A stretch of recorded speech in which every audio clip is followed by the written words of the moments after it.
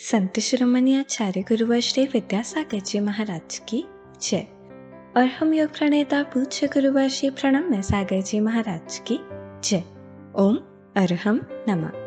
श्री तत्वात् सूत्र के शंका समाधान सत्र में आप सभी का स्वागत है। आज पूज्य श्री के द्वारा आपकी की गई शंकाओं का समाधान किया जाएगा। यदि आप भी अपनी शंकाएं भेजना चाहते हैं तो विजिट कीजिए ttv.arham.yoga और हमारे शंका समाधान फॉर्म को फिल कीजिए। सत्र संबंधी शंकाओं का समाधान स्वयं पूज्य श्री करेंगे।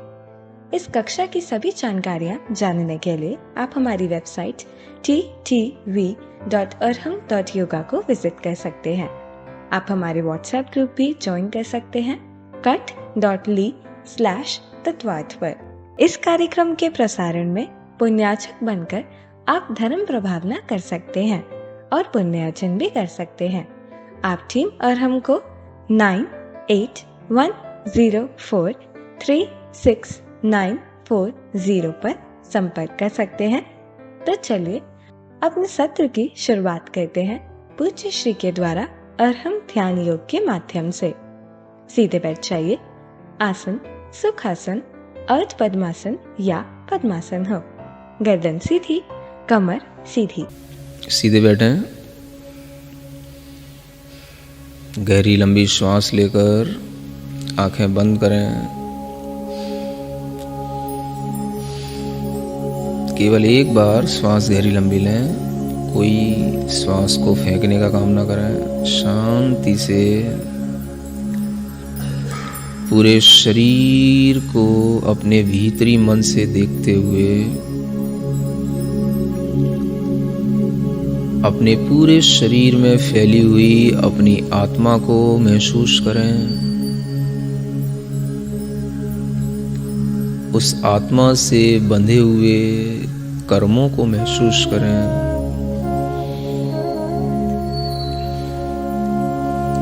मेरे ज्ञानावरण कर्म के उदय से मेरी आत्मा में पूर्ण ज्ञान का फल नहीं मिल रहा है। मेरे पास शास्त्रों का पूर्ण ज्ञान नहीं, माने श्रुत ज्ञान मेरे पास पूर्ण नहीं है। श्रुत ज्ञानावरण कर्म का भार मेरी आत्मा पर है।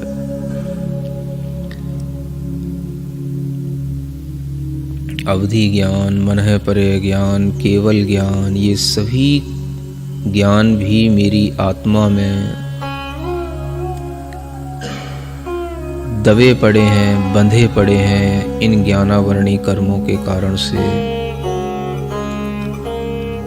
मतिक ज्ञान भी थोड़ा सा है। जैसा मेरे साथ है वैसा ही संसार के इस भरत क्षेत्र में दिखने वाले सभी जीवों में महसूस हो रहा है। संसार की सभी आत्माएं इन पांचों ही प्रकार के ज्ञानावरण कर्मों के भार से बंधी हुई हैं।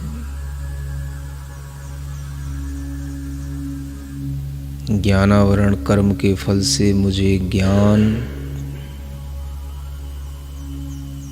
पूर्ण ज्ञान, अवधि ज्ञान, केवल ज्ञान कुछ भी प्रकट नहीं हो रहा। ये मेरे ज्ञानावरण कर्म का फल है। महसूस करें।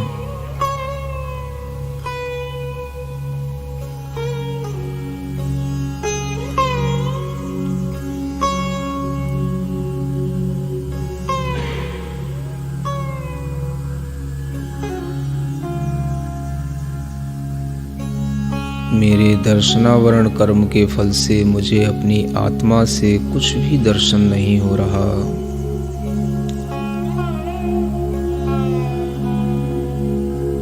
केवल दर्शन, अवधि दर्शन, सभी मेरे आंखें लुप्त पड़ी हुई हैं, बंद पड़ी हुई हैं। हे भगवान, मेरी आत्मा में बहुत सारे कर्मों के यह तीव्र उदय चल रहे हैं।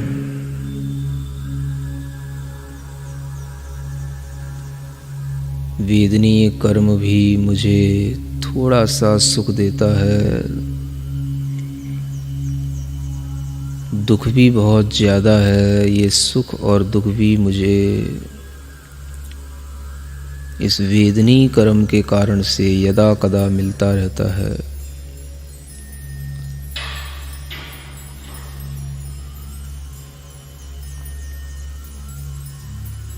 संसार के सब जीव इसी वेदनीय कर्म के कारण से सुख दुख भोग रहे हैं।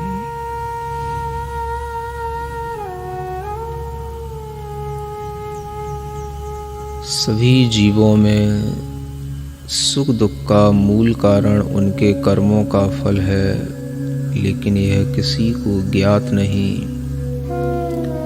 सब भौतिक वस्तुओं के आकर्षण में सुख दुख मान रहे हैं। सभी जीव वस्तुतः इन्हीं कर्मों का वेदन कर रहे हैं, फल भोग रहे हैं।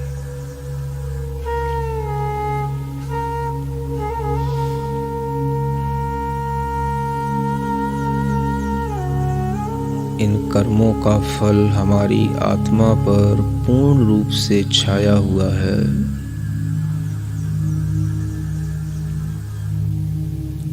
इसी के कारण मुझे अपनी आत्मा का ज्ञान, आत्मा का दर्शन, आत्मा का सुख कुछ भी उपलब्ध नहीं हो रहा।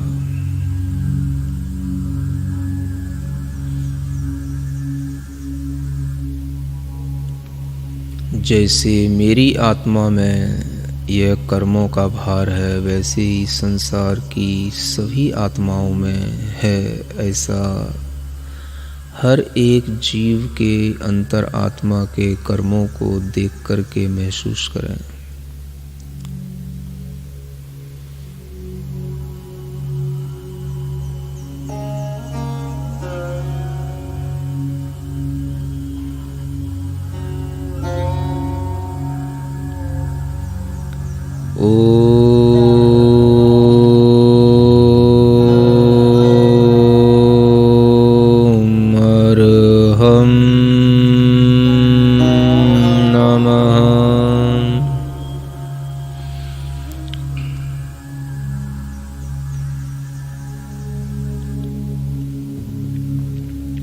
भावना करें, मेरे ज्ञानावरण कर्मों का नाश हो, मुझे पूर्ण ज्ञान की प्राप्ति हो।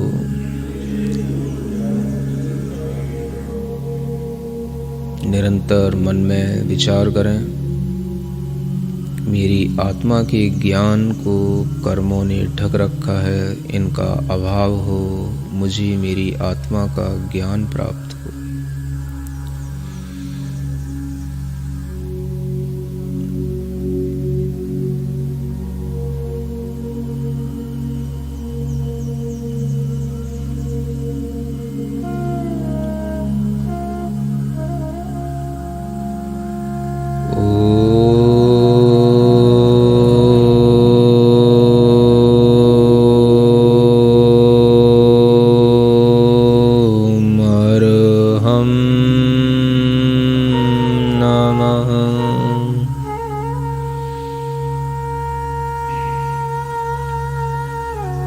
मेरी आत्मा के दर्शन को दर्शनावरणी कर्म ने ढक रखा है।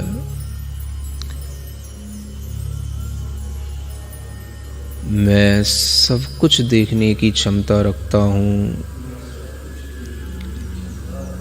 दर्शनावरणी कर्म ने मेरी शक्ति को बांध रखा है। दर्शनावरणी कर्म का फल कितना विशिष्ट है।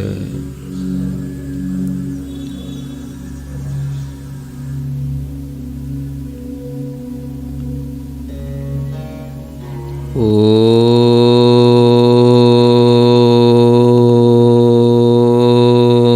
अरहं नमः।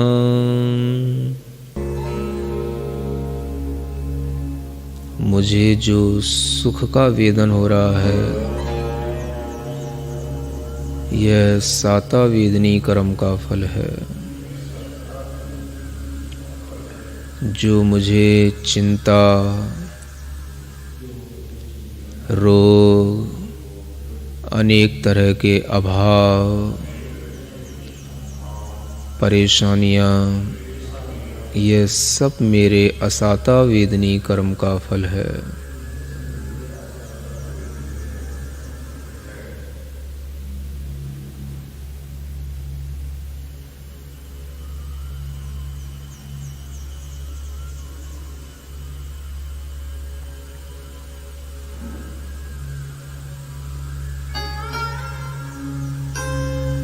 इन कर्म फलों का मैं विचार कर रहा हूँ, चिंतन कर रहा हूँ।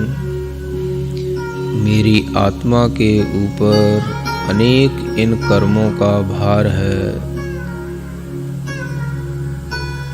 जिसके कारण मैं पराधीन हूँ, परतंत्र हूँ। इस धर्म ध्यान से मैं धीमे धीमे स्वतंत्रता को प्राप्त करूँगा, कर्म बंधन से मुक्त होऊंगा। ओम अरहम नमः, ओम अरहम नमः, ओम अरहम नमः, ओम अरहम नमः, ओम अरहम नमः, ओम अरहम नमः, ओम अरहम नमः, ओम अरहम नमः, ओम अरहम नमः। अपनी हथेलियां घिसकर आंखों पर रखें। ओम अरहम परम शांति, ओम अरहम परम शांति, ओम अरहम परम शांति।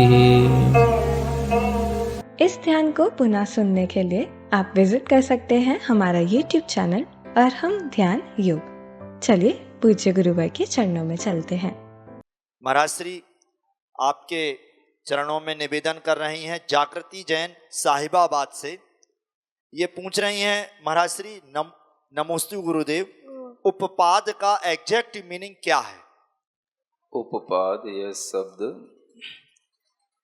उपपत्ति के अर्थ में आता है, उत्पन्न होने के अर्थ में आता है।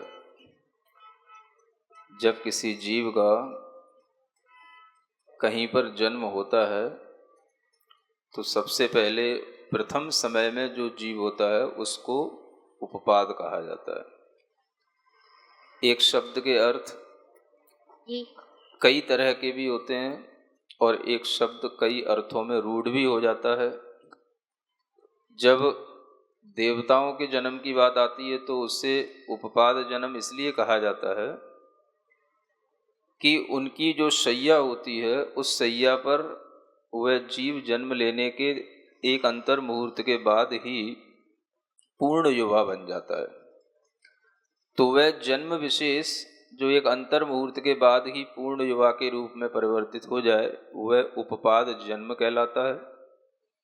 और सिद्धांत में उपपाद उसको भी कहते हैं जो कोई जीव किसी भी गति से मरण करके जब प्रथम समय में वहाँ जन्म लेता है तो उस प्रथम समय में होने वाले जन्म को उपपाद कहा जाता है। ऐसे दो अर्थों में शास्त्रों में उपपाद शब्द को जानना चाहिए। तो उपपाद का वास्तविक अर्थ है, पद धातु होती है प्राप्त करने के अर्थ में, जो निकटता से प्राप्त किया जाए, यानी बहुत जल्दी जिसका जन्म हो जाए और बहुत जल्दी जो अपनी युवावस्था को प्राप्त कर ले उसको भी उपपाद कहा जाता है। और दूसरा जो अर्थ बताया कि प्रथम समय में ही जिसका जन्म होकर के जहाँ पर जिसे उत्पन्न होना है वह प्रथम समय वाला जीव भी उपपाद पद से परिणत कहा जाता है। ऐसे दो अर्थों में इस उपपाद शब्द को जानना। इन्होंने इसमें एक बात और भी पूछी है, एक डिफरेंस पूछा है।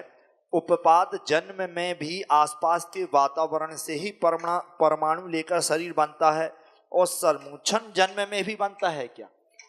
हाँ, समूर्छन जन्म में भी आसपास के पुद्गल वर्गणाओं को ग्रहण करके समूर्छन जन्म होता है, और उपपाद जन्म में भी ऐसा ही होता है, लेकिन फिर भी दोनों में अंतर होता है। और वह अंतर इसी रूप में होता है कि उपपाद जन्म वाला, चाहे वो देव हो या नारकी हो, वो अंतर्मूर्त में बन जाता है। समूर्छन जन्म वाले जीव का समय कुछ भी लग सकता है, वह कोई फिक्स नहीं होता है। नमोस्तु महाराज श्री। अगली जिज्ञासा है महाराज श्री अनीता जैन जी, ये ऋषि नगर उज्जैन से ये जिज्ञासा है इनकी। मेरे आराध्य गुरुवर के चरणों में बारंबार नमोस्तु। हे गुरुवर, मेरी जिज्ञासा है कि जब यह जीव मरण को प्राप्त होता है तो उसका पूर्व आकार कब तक उसके साथ रहता है? क्या विग्रह गति में जब तक योनि स्थान नहीं छू लेता तब तक साथ रहता है? कृपया समाधान करें।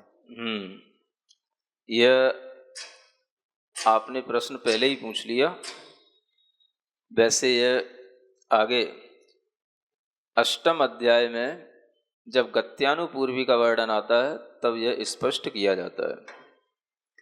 तो गत्यानुपूर्वी के माध्यम से पूर्व शरीर का आकार बनता है, और गत्यानुपूर्वी ये जो नाम कर्म होता है इसका उदय विग्रह गति में ही होता है। तो जब तक वह जीव विग्रह गति में है तभी तक उसके लिए पूर्व जन्म के शरीर का आकार रहता है, और अपने योनि स्थान को प्राप्त करके वह उस आकार को छोड़ करके दूसरे आकार में आ जाता है। इस तरह से जानना। नमोस्तु महाराज श्री। अगली जिज्ञासा श्री ऋषभ जैन दिल्ली से पूछ रहे हैं महाराज श्री, समूर्छन जन्म जीवों का शरीर सूक्ष्म या स्थूल होता है?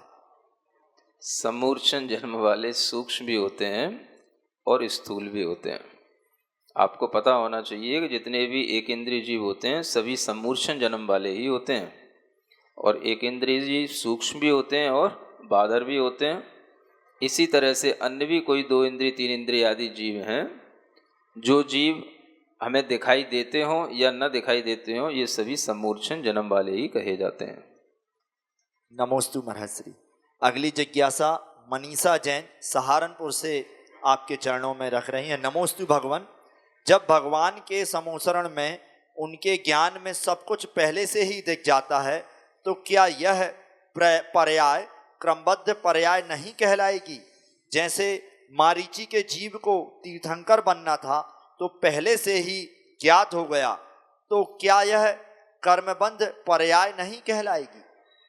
यह क्रमबद्ध पर्याय जैसी कोई चीज नहीं होती है। एक मारीची का उदाहरण लेकर के आप सब कुछ फिक्स नहीं कर सकते। मारीची ही एक जीव नहीं हुआ, और भी बहुत से जीव हैं जिन जीवों को जब संबोधन मिलता है, उन्हें जब उपदेश मिलता है और उनके भीतर के परिणाम अच्छे होते हैं तो वह उस उपदेश को ग्रहण करके अपने लिए समय से पहले भी कर्म की निर्जरा करने का प्रक्रम शुरू कर देते हैं, और उनका समय से पहले भी कर्म की निर्जरा होती है, मोक्ष होता है। अगर ऐसा नहीं होता तो फिर अविपाक निर्जरा और सविपाक निर्जरा जैसी कोई चीज रह नहीं सकती। तो एकमात्र मारीची का उदाहरण लेकर के जो आप लोग निश्चय पंथ की ओर झुकाव रखते हैं, ये गलत प्रक्रिया है। भगवान के केवल ज्ञान में जो भी आता है वो बताया जाता है। अगर हम सर्वज्ञ के ज्ञान में आई हुई बात को नहीं बताएंगे तो हमें कैसे सिद्ध होगा कि ये सर्वज्ञ भगवान है? तो कौन जीव का कब उद्धार हो रहा है, कौन जीव कब कल्याण प्राप्त करेगा, ये सर्वज्ञ भगवान देखेंगे, बताएंगे, तभी हमें जानने में आएगा। तो इस प्रकार के जो दृष्टांत होते हैं उनसे हमें सर्वज्ञता की ओर विश्वास करने का भाव रखना चाहिए, न कि क्रमबद्ध पर्याय की ओर। क्योंकि किसी भी तीर्थंकर ने ये नहीं कहा कि आप हमारे उपदेशों को मत सुनो, जब आपके लिए समय आएगा तब आपका मोक्ष हो जाएगा, है ना। और इस तरह का उपदेश देने वाले जो एकांत पक्ष के कुछ ज़्यादा ही आध्यात्मिक लोग होते हैं, तो वो भी इस तरह के शिविर क्यों लगाते हैं और इस तरह की शिक्षा क्यों देते हैं? जब जिनको मोक्ष होना होगा हो जाएगा। तो इस तरह के स्वाध्याय करने वाले लोगों को ये सोचना है कि भगवान ने कहा है व्रत लो, संयम लो, सम्यक दर्शन के परिणाम करो, पुरुषार्थ करो, इस पुरुषार्थ से ही तुम्हारे लिए सब कुछ कर्म निर्जरा होगी, विशुद्धि बढ़ेगी। ऐसा नहीं कि काल अवधि का इंतजार करते करते बैठे बैठे जब होगा तब हो जाएगा। इस तरह की जो धारणा रखने वाले लोग हैं वो निश्चित रूप से अज्ञानी लोग हैं, और जो अनेकांत धर्म का जो वास्तव में अनेकांत पक्ष है उससे अनभिज्ञ हैं।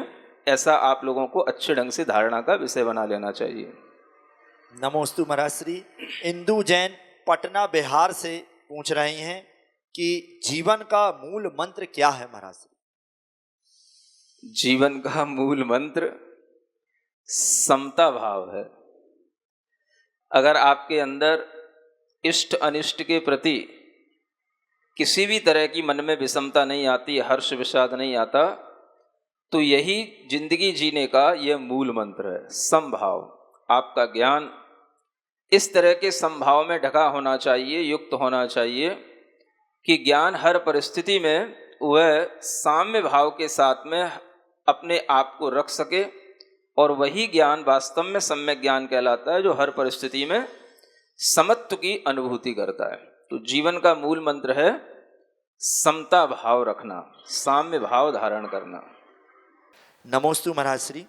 शशि जैन जी मेरठ से इनकी जिज्ञासा है। नमोस्तु गुरुवर, मेरी जिज्ञासा है कि धारावी संघर्ष की 30 नंबर की गाथा में बेनाडा जी ने केवली भगवान के 3 योग बताए। आपने केवल काय योग तो शंका का समाधान कीजिए। नमोस्तु गुरुवर। केवली भगवान के 3 योग बताए हैं। तीनों ही योग होते हैं। हाँ। प्रसंग अगर काय योग का होगा तो वह काय योग की मुख्यता से प्रसंग बताया गया होगा। केवली भगवान वैसे देखा जाए तो सयोग केवली और अयोग केवली 2 तरह के केवली भगवान हैं। तो जब सयोग केवली भगवान है तो उनके मन वचन काय तीनों योग माने जाते हैं। अयोग केवली योग से रहित होते हैं। आपको ये देखना है कि किस प्रसंग में किस बात पर जोर दिया जा रहा है, उस बात को आप ध्यान में रख करके अपने मन में समाधान बनाएं। नमोस्तु महाराज श्री। ऋतु जैन सुगरलैंड से अपनी जिज्ञासा रख रही हैं, समूर्छन मनुष्य पंचेंद्रिय कहलाएंगे कि नहीं? समूर्छन मनुष्य पंचेंद्रिय ही होते हैं। मनुष्य गति में जन्म लेने वाला कोई भी मनुष्य है, वो चाहे वो गर्भज हो या समूर्छन हो, वो पंचेंद्रिय ही होता है। तो आप इस प्रकार से कौन सा जन्म किन इंद्रियों के साथ होता है, इसकी जो नियामकता है उसको अच्छे ढंग से समझने की कोशिश करें। और जो समूर्छन जन्म लेने वाले मनुष्य होते हैं वो केवल पंचेंद्रिय ही नहीं होते, पंचेंद्रिय होने के साथ साथ समनस्क भी होते हैं, यानी मन सहित होते हैं। तो ये उन समूर्छन मनुष्यों की विशेषता होती है, इसे ध्यान में रखना चाहिए। नमोस्तु महाराज श्री। आगे नीलम जैन अजमेर राजस्थान से इनकी जिज्ञासा है महाराज श्री, तत्वार्थ सूत्र को पढ़ने का तरीका क्या है? इसे कभी भी कैसे भी पढ़ सकते हैं क्या? कभी भी कैसे भी का मतलब अब इसमें तो बहुत सारी बातें आ गई। कभी भी का मतलब इतना होता है, पहले भी कहा है कि कोई भी ये सिद्धांत या सूत्र ग्रंथ हैं, इन्हें कभी भी संध्या समय में नहीं पढ़ना। संध्या समय को छोड़ करके आप इन ग्रंथों को कभी भी पाठ के रूप में पढ़ सकते हैं। और कैसे भी का मतलब कैसे भी नहीं, शुद्धिपूर्वक ही पढ़ना चाहिए। ऐसा नहीं कि हम चप्पल पहने हुए हैं, भोजन कर रहे हैं, मोबाइल हाथ में लिए टीवी देख रहे हैं और पाठ भी कर रहे हैं।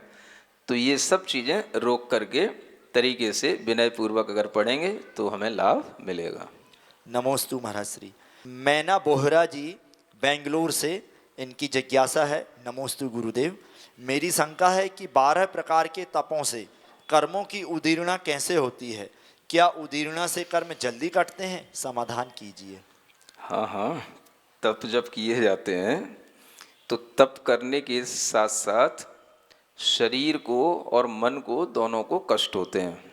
उदीर्णा होने का मतलब है कि बलपूर्वक, शक्तिपूर्वक जो कर्म अपने समय पर खिरते उन्हें हमने समय से पहले खींच करके समय से पहले उन्हें उदय में ले आए। तो इस तरह की प्रक्रिया तप करने से आती है, क्योंकि तप करने में ताकत लगती है। और जब ताकत लगेगी और आप अपने मन में समता भाव बनाए रखेंगे तो कर्मों की उदीर्णा होगी, निर्जरा होगी, और उसी के माध्यम से वह कर्म समय से पहले हमारी आत्मा से मुक्त होंगे और हमें भी मुक्त करेंगे। इसलिए यह बिल्कुल अच्छे ढंग से सोचना चाहिए और ध्यान में रखना चाहिए कि तप करने से अविपाक निर्जरा होती है। कौन सी निर्जरा? अविपाक। अविपाक का मतलब जो समय से पहले होने वाली निर्जरा है वो तप के माध्यम से ही होती है। बाकी सब संसारी जीवों के कर्मों की जो निर्जरा होती है वो सब सविपाक निर्जरा कहलाती है। वो समय पर आकर के फल देंगे, समय पर आकर के वो अपना फल देने के बाद फिर बंद को प्राप्त होंगे। तो तप ही एक माध्यम होता है जिसके द्वारा समय से पहले हम अपने कर्मों का स्टॉक खाली कर सकते हैं। नमोस्तु महाराज श्री। मधु जैन जी मोदी नगर उत्तर प्रदेश से पूछ रही हैं कि परम पूज्य गुरुदेव के चरणों में कोटि कोटि नमोस्तु। गुरुदेव, एक इंद्रिय जीव में मति और श्रुत दो ज्ञान होते हैं, उनमें मति ज्ञान के अवग्रह, ईहा, अवाय और धारणा किस प्रकार घटित होती है? ये घटित तो हो जाते हैं जब भी कोई जीव हो, चाहे एक इंद्रिय हो या दो इंद्रिय हो। अवग्रह, ईहा, अवाय, धारणा, ये मति ज्ञान के भेद इस रूप में घटित हो जाते हैं कि जो उसका मति ज्ञान काम कर रहा है वह मति ज्ञान जितनी भी देर काम कर रहा है उतनी देर उसके लिए जो चीज़ स्पष्ट उसके ज्ञान में किसी भी रूप से आ रही है तो वह उसी को ज्ञान में आ रही है। चूँकि उसकी एक स्पर्शन इंद्रिय ही है, एक इंद्रिय की, तो स्पर्शन इंद्रिय जनित जो उसको ज्ञान होगा उस ज्ञान में उसको अवग्रह, ईहा, अवाय और धारणा, ये चारों चीज़ें घटित हो जाती हैं। अब आप देखें कि कोई कोई एक इंद्रिय जीव हैं, मान लो जैसे एक धव का वृक्ष होता है और उस वृक्ष की जड़ें उधर जाती हैं जहाँ पर खजाना गड़ा होता है। समझ में आ रहा है? तो उन जड़ों के अंदर ये धारणा है किधर की ओर बढ़ना, जहाँ खजाना गड़ा हुआ है। तो वह एक इंद्रिय होते हुए भी वह अपने स्पर्श इंद्रिय के माध्यम से उसे अवग्रह होती है। ईहा होगी जिज्ञासा, मेरे साथ क्या हुआ, किसने छुआ, तो ये उसको अंतरंग में जो महसूस होगा ये उसकी ईहा कहलाएगी। यह ईहा होगी, वह कुछ तत्काल में अपने अंदर एक समाधान भी लेता है, वो उसका अवाय होता है। और जो उसके अंदर धारणा बनी रहती है वह कि ऐसा जब होगा तो ऐसा हो जाएगा, तो ये उसकी धारणा मति ज्ञान कहलाता है। एक इंद्रिय जीवों में और भी देखने को मिलता है, बहुत से नरभक्षी ऐसे कुछ पौधे होते हैं, है ना, वृक्ष होते हैं जो उस नर को एकदम से अपने चंगुल में जकड़ लेते हैं। तो ये सब उनके लिए कैसे संभव है? तो ये अवग्रह, ईहा, अवाय और धारणा के द्वारा ही संभव है। तो इस तरह की इन एक इंद्रिय जीवों की गतिविधियों को देख करके हम उनके उस ज्ञान के अंदाज़ा लगा सकते हैं, अनुमान लगा सकते हैं, और इतना अनुमान ही हमें लगाना चाहिए, और ज़्यादा तो फिर स्पष्ट रूप से सर्वज्ञ होने के बाद देखने को मिलेगा। नमोस्तु महाराज श्री। अगली जिज्ञासा में इंदिरा जैन मुंबई से आपसे समाधान चाहती हैं कि समूर्छन जीव भी 5 इंद्रिय होते हैं। दूध में गाय या भैंस के समूर्छन जीव पैदा हो जाते हैं। आज के समय में 48 मिनट के अंदर दूध उबालना संभव होना बहुत मुश्किल है। इस तरह कोई दूध प्रयोग करने वाला त्रस हिंसा का त्यागी नहीं हुआ, फिर संकल्पी हिंसा का त्याग कैसे हो? कृपया निराकरण करें। ऐसा असंभव आपके लिए हो सकता है क्योंकि आप बॉम्बे जैसी सिटी में रह रहे हैं, वहाँ दूध मुश्किल से आ पाता होगा। दूधिया वाला भी अगर कभी लेके आता होगा तो भी, या किसी दुकान से लेने जाते होगे तो भी उसका कोई पता ठिकाना नहीं कि उसने कब मिलाया, कहाँ से बुलाया, कब गर्म किया। तो ऐसी स्थिति में अगर अपने को ज्ञान हो चला है कि भाई ये त्रस हिंसा से अपने को बचना है, या अपने को शुद्धि का ही दूध ग्रहण करना है, तो ऐसी बात नहीं है। आजकल हर शहर में, हर मेट्रो सिटी में भी सब तरह की व्यवस्थाएं मिलती हैं।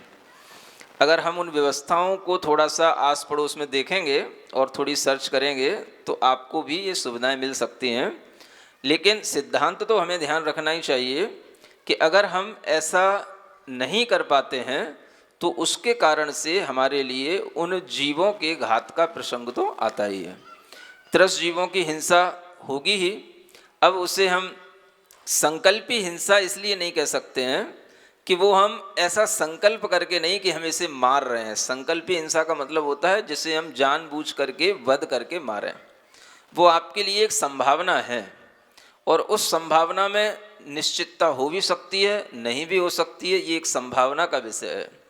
तो हम इसको इस तरह से लेकर के चलें कि संकल्पी हिंसा में आचार्यों ने हमेशा किसी भी बड़े जीव को, त्रस्त जीव को जो हमें दिखाई देता है, उसको जब हम मारने का संकल्प करते हैं तो हम उस तरह की संकल्पी हिंसा के भागी बनते हैं।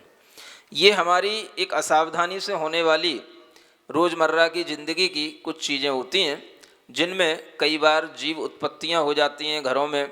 कई तरह के घरों में जीव उत्पन्न होकर के, है ना, सामग्री में भी लग जाते हैं, ज़मीन पे भी लग जाते हैं और कई तरह की हिंसाएं हो जाती हैं। इसे हम संकल्पी हिंसा नहीं कहेंगे।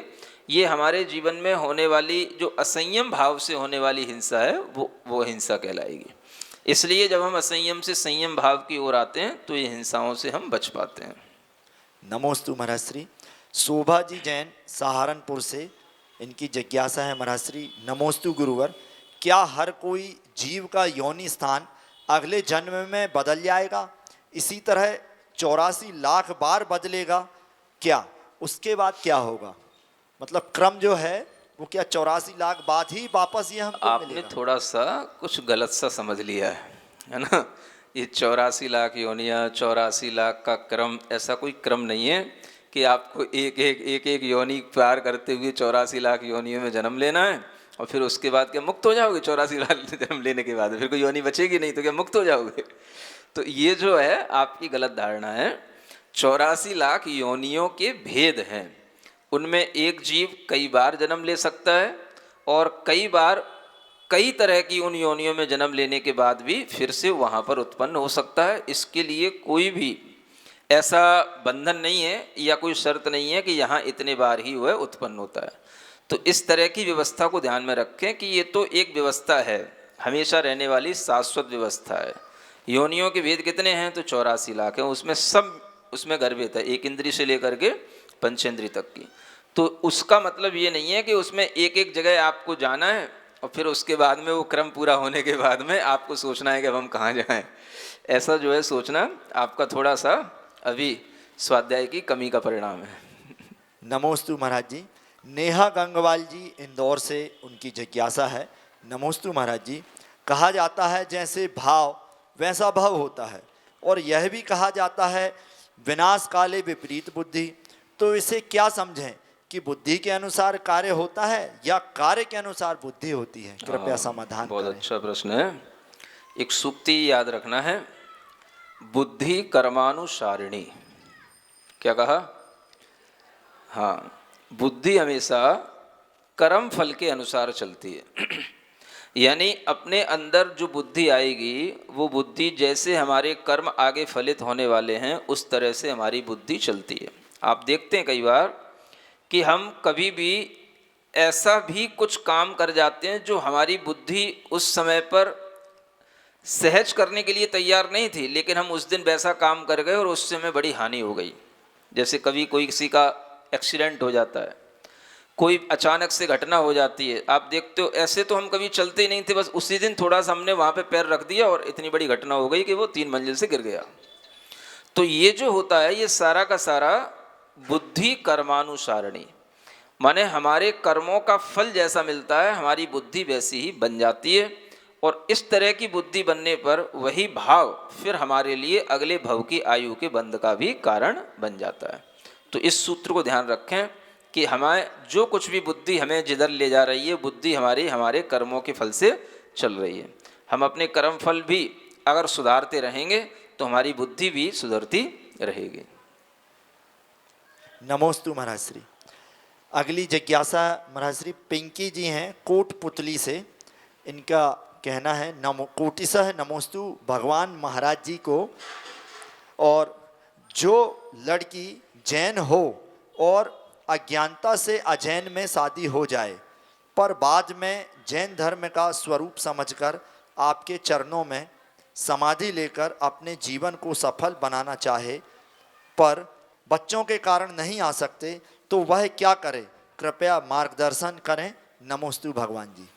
कोई बात नहीं, सुबह का भूला शाम को भी घर आ जाता है तो उसे भूला नहीं कहते। और धर्म तो हमेशा क्षमा भाव के साथ चलता है।